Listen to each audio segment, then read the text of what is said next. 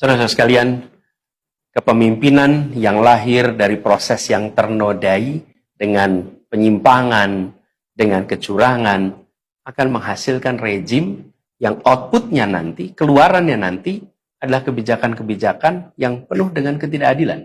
Dan ini yang tidak ingin kita temui di Indonesia. Kita tidak ingin ini terjadi. Dalam prinsip negara demokrasi modern, ketika melihat ketidaknormalan, ketika melihat penyimpangan demokrasi, maka langkah yang dilakukan bukanlah marah-marah lalu melakukan agitasi kepada publik, tapi langkah yang dilakukan adalah mengumpulkan semua sinyalemen, semua bukti-bukti untuk kemudian nanti dibawa ke depan hakim, ke depan Mahkamah Konstitusi.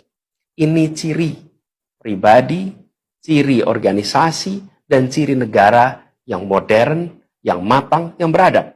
Karena itu sejak awal kami katakan, kami tidak akan gegabah. Walaupun kami merasakan sejak masa kampanye sampai pemilihan terlalu banyak ketidaknormalan, penyimpangan yang kami alami. Tapi kami memilih untuk mengumpulkan itu semua secara hati-hati, melakukan validasi, memastikan akurat. Kenapa? Karena kita ingin negeri ini, negara tercinta kita ini terus maju, makin matang dalam berdemokrasi, makin matang dalam bernegara. Dan ini kita kerjakan dengan keseriusan. Kita tidak ingin proses demokrasi yang terjadi membuat kita mundur mendekati masa pra-reformasi. Karena itulah kita menjaga semua proses ini secara baik, secara tertib. Walaupun itu semua kita lakukan, akan ada saja yang berusaha merendahkan usaha konstitusional ini. Ada saja yang nanti akan mendegradasi usaha konstitusional ini, seakan ini adalah sikap penyangkalan dan tidak menerima kekalahan.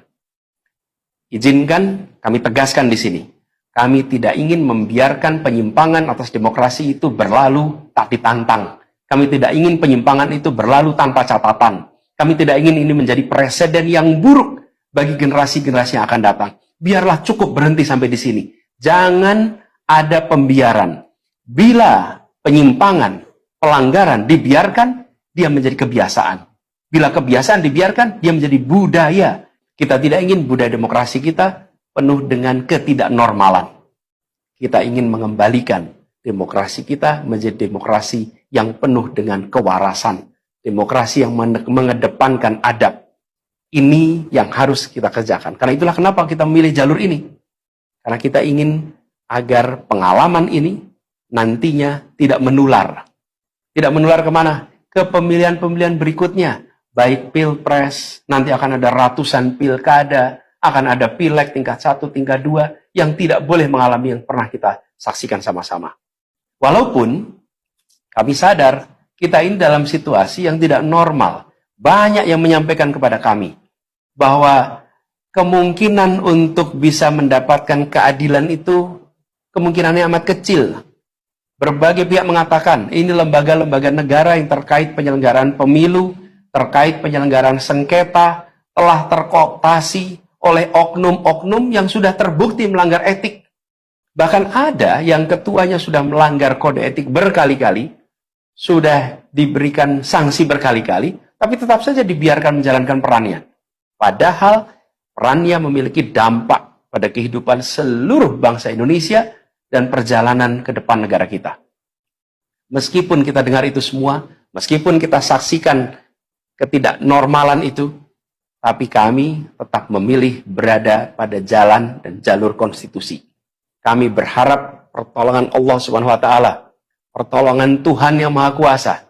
Semoga Allah bukakan, Allah teguhkan hati para hakim konstitusi itu, untuk mereka bisa imparsial, untuk mereka memiliki keberanian, untuk mereka mengambil keputusan yang adil, keputusan yang benar, keputusan yang nantinya akan mereka pertanggungjawabkan di hadapan Tuhan yang Maha Kuasa. Keputusan yang akan mereka pertanggungjawabkan di hadapan sejarah perjalanan bangsa Indonesia, yang akan dipertanggungjawabkan di depan anak cucu mereka di kemudian hari. Ini adalah harapan kita. Dan kami yakin, insya Allah, mereka akan bisa menjalankan apa yang menjadi harapan dari kita semua. Mari kita terus jalankan perjuangan ini dengan menjunjung tinggi etika, menjaga kedamaian dan persatuan. Kita dukung langkah tim hukum, dan kita biarkan segala temuan itu nantinya disampaikan dan menjadi rekam sejarah yang tercatat secara resmi dalam lembaran risalah-risalah Mahkamah Konstitusi Republik Indonesia. Ini biar menjadi catatan, ya catatan pengingat, catatan yang penting bagi perjalanan Republik ini, perjalanan bangsa ini di masa yang akan datang.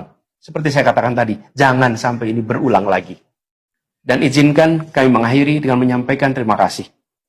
Kami sampaikan terima kasih kepada semua yang telah bekerja keras, kepada seluruh tim yang telah bekerja sepenuh hati, dengan luar biasa hingga tuntas, dan kepada seluruh pendukung, seluruh simpatisan yang tak henti menguatkan kami. Kami juga ingin sampaikan apresiasi atas kepercayaan yang diberikan kepada kami.